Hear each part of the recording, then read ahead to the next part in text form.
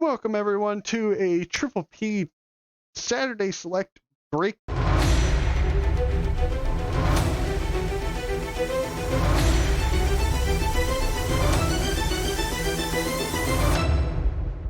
I am Nick, the Duke of Hobbies, and joining me today is, as always, Jake Penucks Abrams. How we doing? And also joining us with a big round of applause is Machine of Ice, Zach himself, who is our local professor who ran just a smooth tournament for us for our first ever Triple P Saturday Select. So say hi, Zach. Hello, everyone. All Very right. tired. Yes, it is late. We all are. It's We been a wanted long to day. do this. Yeah, we wanted to do this while it was all fresh in our mind here. But as everyone who can see on the screen here, we have the list, the final standings for our event. And we want to take a little bit of time to talk about the top 8 out of here and just kind of talk about the decks themselves. Jake, take it away. Explain the Saturday Select and what happened here today. So before we get into the top 8 and kind of just a deck breakdown, our first event, the Saturday Select by Triple P, was capped at 32 players, and we had 100 plus packs in the prize pool, and top 2 actually got IRL playmats that we'll be sending off to the top 2. Basically, we were just kind of experimenting and didn't want to get too many people as our first go about, but it went very smooth, so we were really happy with that. We did a 5-round Swiss, and then we cut the top 8, and then we just kind of had a bracket from there. It was best of 3 when we were in top 8, so there were some very interesting deck lists that made top 8, and not the usual suspects. But I think we should start with Zach, and we'll go start at 8 and kind of work our way up to the winning deck. All right. So 8th place was Mad Party, piloted by Shuri. It's the first thing that stands out to me when I look at this deck list is that it seems it's not the kind of Mad Party list that we've seen a lot of ever since Battle Styles came out. Mm-hmm. Like the immediate standout to me is for Roxy instead of for Professor's Research. Right? Yeah, that is back when Mad Party first came on the scene. That was a lot more common because people like to, because Roxy discards up to 2 cards, up to 2 Pokemon, and then you draw 3 for each. Mm-hmm. So this is, which results in not already big hands. So this is actually kind of rather unusual to see because most decks run the Professor's Research because that makes much easier to discard cards, discard Pokemon, get Mad Party up and running. Mm-hmm. So this is actually something I kind of might want to experiment with myself actually, because it's just so different. Like I've never really thought to do that. Yeah, to go back to it, because that the 4 Roxys fell out of favor for a reason because it didn't discard well enough. So I'd be interested to see. Well, it made top 8 with Roxy today. Did pretty well. So, yeah, definitely something to look forward to. I think the rest of the list is pretty standard now. Yeah. With the 4 Twin Energies and the 3 Triple XLs. I think a lot of people have not been running that their 4th Triple XL. Right. But really what's made Mad Party pop since the release of Battle Styles is that level ball, just to kind of get that extra consistency to draw and start throwing Mad Parters into the discard pile is that much faster. It's a very good job on Shuri to make top 8 with this list. Very awesome inclusion of Roxy. But beyond that, I think it's pretty standard. I think pretty much everything else is pretty orthodox from what I can see. The only thing that is a little bit fallen out of favor recently is the Oricorio most like topping this recently have been not playing that just because it is something that can be gusted up and killed. Mm-hmm. So, and you normally want to, in single price decks, you want to limit that as much as you can. But yeah, for sure. Sure, definitely prove that they piloted this pretty well to clinch the 8th seed and make it in the top 8 with this. Right. The player ended up faced the Mad Party and won the mirror match, faced the Charizard deck, won that, lost to the Gengar Mimikyu, which we will get into, lost to Colossal, which we saw that interesting matchup, and then beat Eternatus to get into the top 8, which was a big playing game for that person. Yeah, so sure. Well played. well done for sure. Yeah. So So I think we need to go move on because there's a lot to talk about in a small amount of time. Yep. But top 7 going into 7, we got JW Creewall running his orbital list with the Snorlax Gormodile. So he really only has the orbital VMAX, a 4/4 with 3 Snorlax to just get that max consistency of draw. With a lot of trainers here, we got 4 Cheryls for for all that healing, and on top of Cheryl, we got Malolana. So there's 7 healing cards in there on top of having Caitlyn and Cynthia for yes. draw and pulling that back.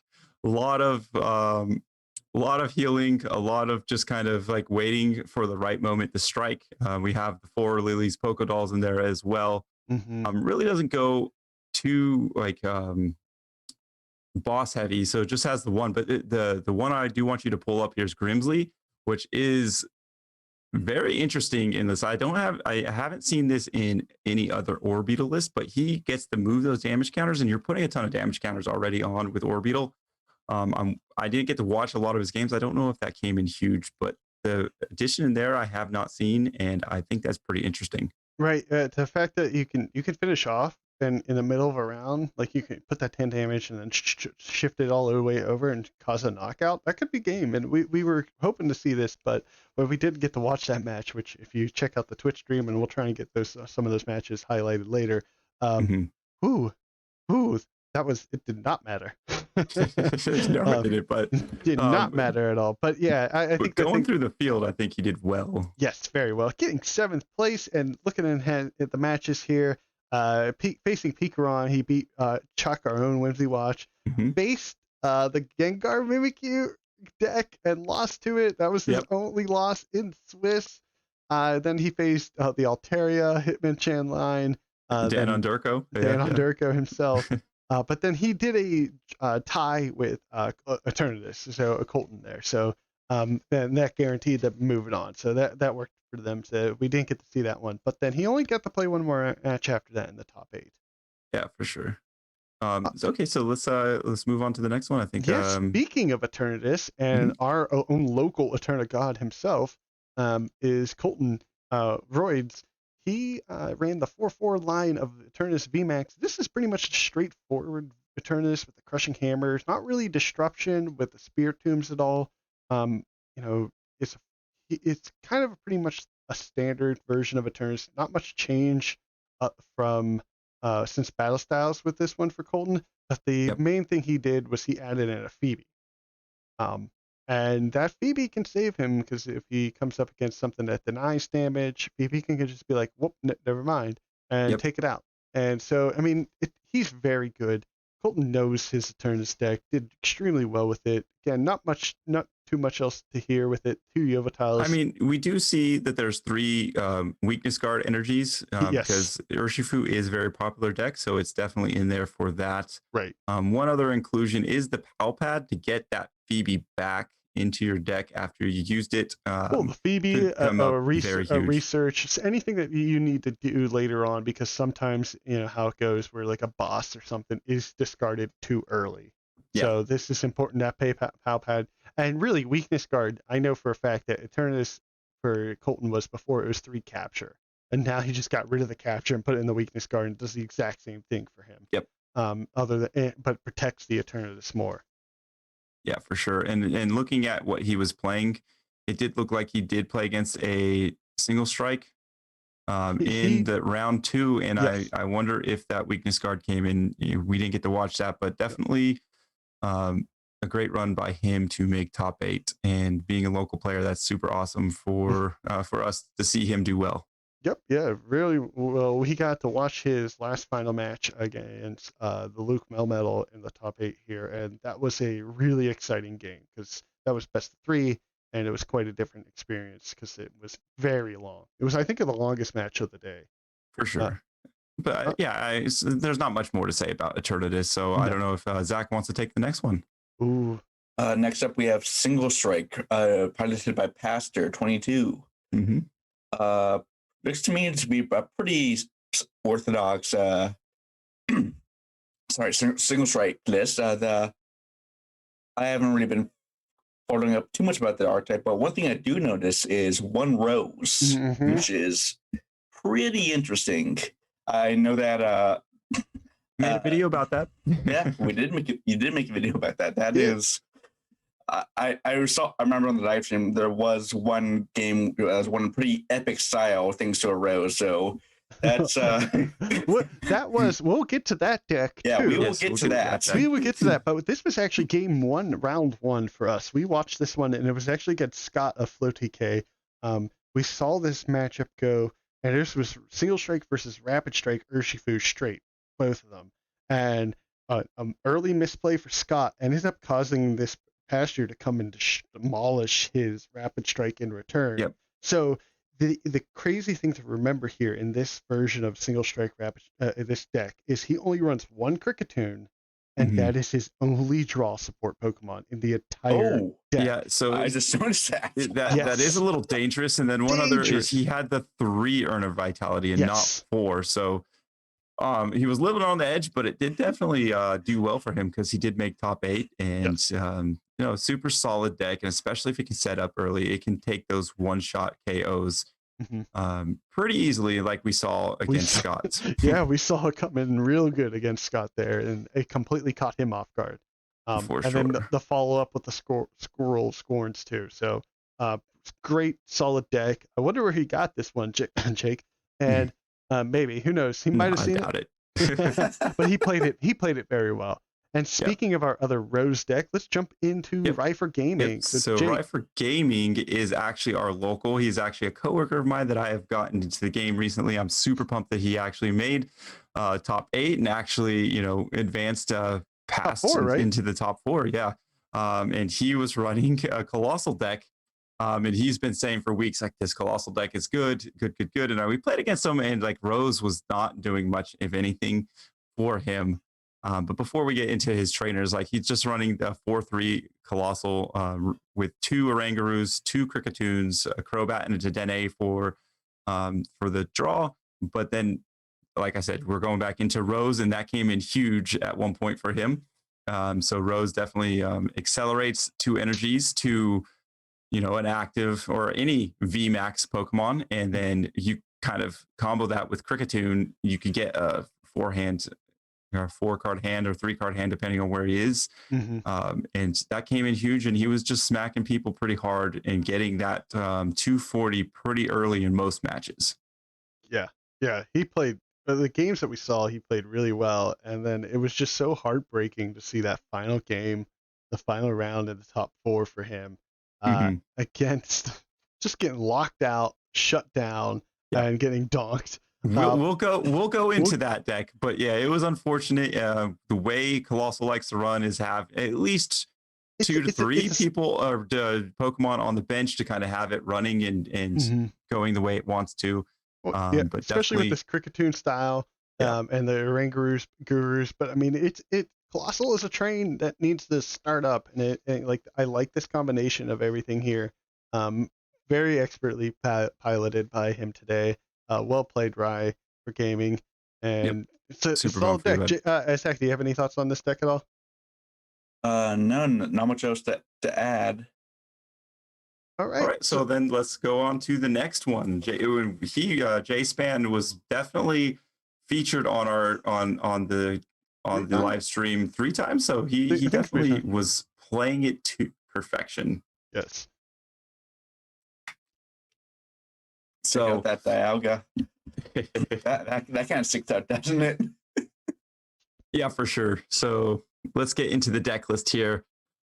He has 4 Zacian, 2 Luke Metals, and 2 Zamazentas with 1 Dialga. But I'd never seen the Dialga in play while we were doing all this stuff. He played it expertly, where he would get maybe 1 Zacian and then 2 Zamazenta and really just wall off. Yep. But every time we did watch him, it was against Eternatus. It was against something. It was against a very VMAX heavy deck. Yeah. And he was just like, let me get that Zamazenta down. And he would just get both of them down. And then it'd be like, here, I take my Zacian. I don't care. Yeah. And we saw him expertly pilot and knock out with the Zacians themselves, too, before they got knocked out. It was just crazy good. Yeah, and unfortunate for him, like he had a great matchup spread throughout most of this, but did end up hitting the next list that we're going to be talking about that actually ended his day there. Which you want to go into that, Zach or Nick? Yes, it was Keodio 072 with Victini v Max, running a 4-3 v Max spread with 3 front routines from Sword and Shield, 1 from Battle Styles, 2 Deniz GXs, then some tech options: Cramorant, Heatran GX, Reshizard GX. Yep. And with Kribbet v Nautigas for draws for sport, and Mew from Unbroken Bonds. Yep. Seems to be pretty much what you would expect from a bikini list, but he piloted it very well several times on stream, I believe. Yes, for sure. He didn't have a lot of misplays. It just was. It came down to how many trainers he had in his hand, and with that, the horror house really kind of just shutting him down and not letting him do what he wanted to do. But leading up to that point, he played really well. Right. I want to say, I think the fact that he, there were key moments where he would either dig for the fan of waves to take the special energy away, which won him we saw that win him a game, just live, just boom, like that was it. That was game over for him. He completely shut down an entire Eternatus player with that one time, and he shut down. There was another player he shut down with a special energy because it took. Oh, it was JW. Because he fan waves twice, both the weakness take the guards weakness off. guard. Yeah. It was dirty. And then crushing hammer started hitting, and when Victini's just falling into place like that, he faced the metal. We didn't see the metal matchup, but he just steamrolled over top of it. I'm assuming because I believe it was a 2-0 win for him on that one, especially since typically fire likes to build up a lot of energy, and then Full Metal GX can shut that down for a while. It might take a little more time, but Victini V's like, I don't care. I only need 2 energy to do my big attack, or even its basic attack, and so that could be enough to still cause a knockout later on against those metals. Solid, very well played. We saw some amazing plays here from this person, from Keldeo. Amazingly patient in a lot of the games. That a lot of people will take a knockout just to get prizes, but there were times where we've watched them on stream. Decided just to pass the turn to take the better play in the next turn. Right, and let's get into this because this is the deck that top deck caught everyone everyone we got off something guard. special here. Yeah, we really do. I have a feeling we're going to see this on ladder a little bit more often. Well, we were told promises in the chat that they were going to be running this, so we're holding it to them. But again, this is the 7-0-1 winner. Took a draw at the last round of Swiss there, going undefeated for the day essentially, with Gengar, Mimikyu, GX, and Omastar. So it's a 3-2. There's only 5 Pokemon in the entire deck that uses Green's Exploration early on. It has 4 of those, 4 Professors, 2 Bosses, 1 Marnie. So only 1 Marnie for that kind of weird draw, but 4 Great Potions, the 4 Pokegears to get what it needs. And then what Gengar Mimikyu is looking for is that 4 Surprise Box surprise. And a lot of people don't understand that. And there's a couple ways, and we had it called out in chat by Count the Money. He was like, "Oh, he wins if he greens into 2 surprise boxes." Because surprise box, if you're not sure, is this is kind of another card that's not seen as much anymore. Is pick a card from your opponent's discard pile and put it in their hand. You're like, why would you do that? Well, here's why. Because Gengar Mimikyu's GX attack is only 2 psychic energy and does 50 damage for each item card in their hand, or trainer card in their hand. So here, take a trainer card, take a supporter, I don't care, knockout. And that could be game. Doing 100 damage more, that is a big difference. And the way he set up, the way Kilvius would set up the field and immediately return fire and shut down with Omastar's Fossil Bind, because as long as you have fewer Pokemon to play than your opponent, they can't play any item cards from their hand.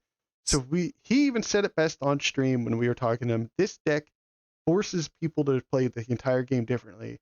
And in best of 3, he was most concerned about with the fact that maybe he's like his little gimmick, as he put it, is going to get shut down because they'll adapt.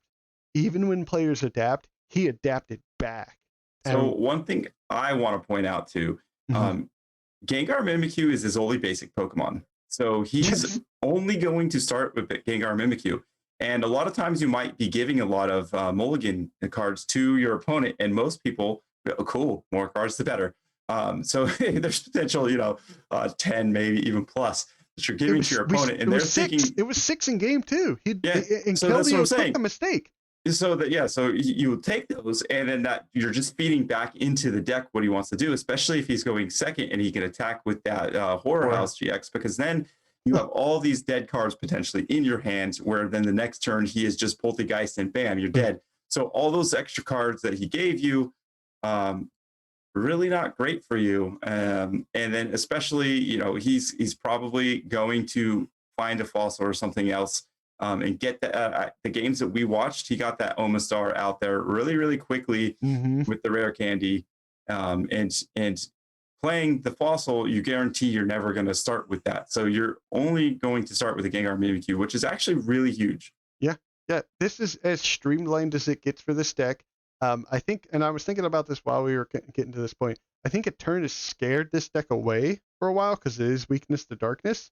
Mhm. No, But the it's a psychic. No, yeah, it's a psychic weakness. no, Yeah. it is darkness weakness.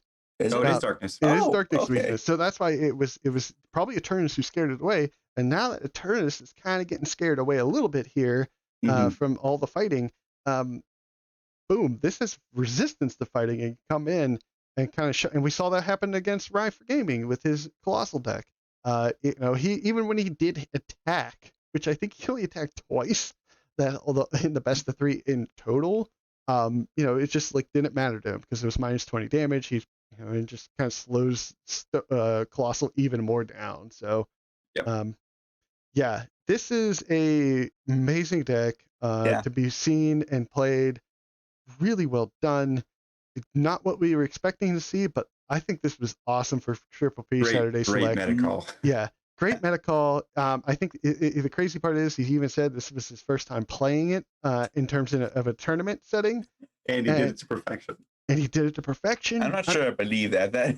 Well, This deck seems like so hard to pilot. He's an Well, he did expanded say he player. played some on ladder just Oh, today, yeah. but today Yeah. was his first time playing. Yeah, he said it was first tournament. So I mean, the thing is, he's Mhm. an expanded player typically. So was Shuri, and they Yeah. kind of came in with decks that like kind of fit that niche for them. They felt like, and so this made a big difference for those guys. Congratulations again to Yeah. all the players, and especially top 8, and then especially top 2. So, I don't know about you guys, but I definitely am looking a little bit at that Gengar Mimikyu and thinking, yeah, I'm gonna try that a little Yeah, bit there. we I might like see it. it a Yeah. little bit more, which is interesting, and it will shake up the meta again, maybe, hopefully. Yeah. Yeah. So, any final thoughts from Yins? No, I just to all the Pittsburgh players, we got obviously Colton and Ryan made top 8. Congratulations there. Our local meta, actually, we had a couple others that were really close to making cut. So I'm very proud of our local meta. And again, congratulations to everybody that made top 8, because making cut is always a great thing and it's never easy. So congrats to all of those players. Yeah. All right. So that's going to do it for us. Last second here, let's just take a look at the metagame in general. We see 4 green Reshizards, 3 Mad Parties. So those were our 2 highest, but it didn't matter with one of the Victinis versus our one and only Gengar Omastar deck to fit it into the final 2. And then Genkyu Omastar takes the victory with an unbelievable run. So congrats to Kilvius and also Keldeo for your top 1 and 2, and to everyone who played again today. So thank you for joining us for this exclusive Triple P Saturday Select inaugural tournament breakdown. We will be doing this again, Zach, if we don't drive you nuts next month. Not yet. I'm not there yet. We'll see. We'll see. We might make him the official Mad Party of Triple P. So, thank you again for running this and everything, doing your part, and for making our group so much fun. And thank you again for everyone who's watching and joining us. So, see you next time, and we'll be back. Yep. Thanks for watching. Hope you enjoyed this video. If you did, please give it a thumbs up and take a look at another one of our videos here. Also, if you haven't done so yet, hit subscribe. It goes a long way in helping us grow. Remember, we release a podcast episode once a week on all the major platforms. We also stream every Friday on Twitch and make a Whimsy Watch monthly report.